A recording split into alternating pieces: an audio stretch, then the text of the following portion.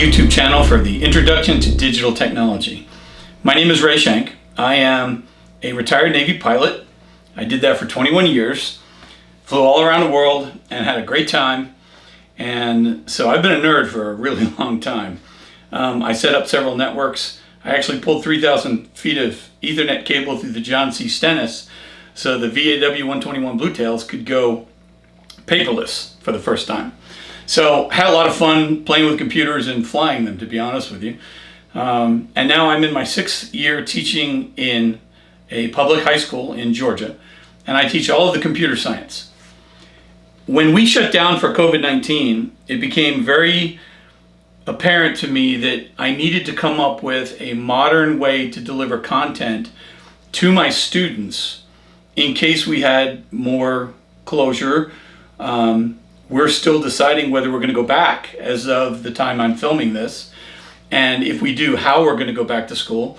So my students need a place where they can find the content. Now, if we go back, this will be supplementary content that they can use over and over again to make sure that they really get a particular topic if they're struggling in one area or another.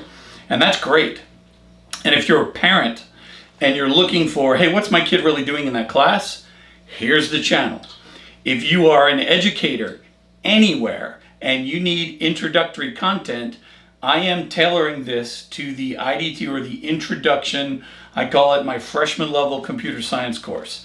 So this course and the content of this entire channel is going to be geared at people who have no prior knowledge for computers.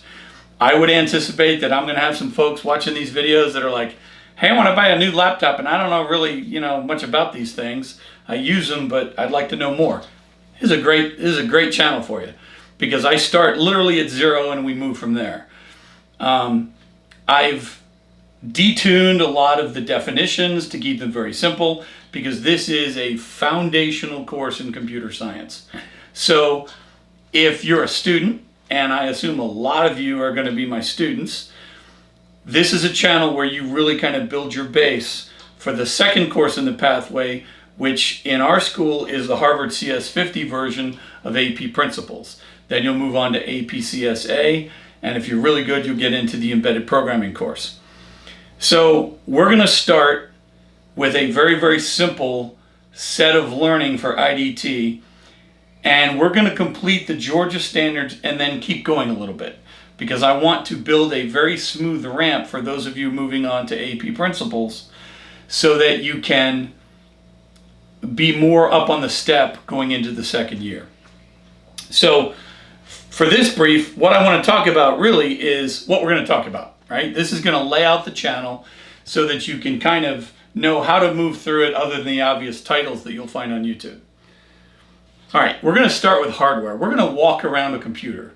We're going to go, okay, what is this thing? What is this hunk of very expensive metal, especially if you buy a Mac, right? What is in this thing? What makes it tick? Okay? And to that, we're going to start with several different things, but we're going to start, and we're going to go around everything. We're going to start with the motherboards and the CPUs. We're going to talk about, what's this thing? Well, obviously it's a mouse, right? But really, what is a keyboard? What is a mouse? How do they talk to the CPU? What is memory? We hear these terms, we hear these acronyms everywhere. RAM, ROM, PROM, EEPROM, EEPROM. What does all that mean, right? What's the difference between an HDMI port and an RJ45, right? Do we know what we're talking about when it comes to cables and basic things? And one of the cool things I'm going to show you is how not to get ripped off at Walmart, okay? So there's a lot of different things that we're going to talk about as we go through, all at a very basic level. Once we're done with all of the hardware, we're going to quickly touch at a very high level on operating systems. And the reason I bring that into this course is I want students to understand that there's certain commonalities between all the different operating systems that a computer needs to be able to do, because that will allow them to analyze the different OSs even in their early learning days to say, well, that's not really a standard thing, that's unique to this OS, or this operating system has a better file system than this one. Okay, and I want them to be able to very early in their learning make those differences and comparisons. I think that's important. and obviously tied to the operating system to the file systems. And it's going to be very brief on those. Once we know basically what's a computer and how does it operate, we're going to talk about how do we get them to talk to each other. And we're going to take that all the way through its natural extension, which is the internet, right? And we're going to go through the 7 layers of the OSI model so that students really understand, how do I get that kitten GIF from one computer to someone that's a friend of mine that lives in Europe, right? How do I get those images and the grandbaby photos from my grandparents in California to me here in Georgia? How does that happen? Okay? After we do that, we're going to talk about a very specific file format known as HTML. Please note that I did not say we're going to be programming in HTML, because one does not program in HTML. HTML is a file format, and you'll hear me say that repeatedly through all of my courses, as are cascading style sheets. That is, CSS is a file format. But those are the fundamentals of how we build web pages.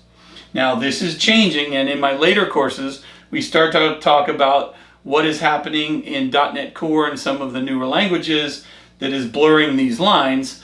But again, this is an intro course. After that, we're going to talk about the structured programming theorem, which basically is the theorem that gives us the ability to say all programs come from one of 3 fundamental building blocks: sequencing, selection, and iteration, which is looping. And if we have those 3 constructs down, we can build any program. So we're going to talk about that. Then we're going to move on to block language programming.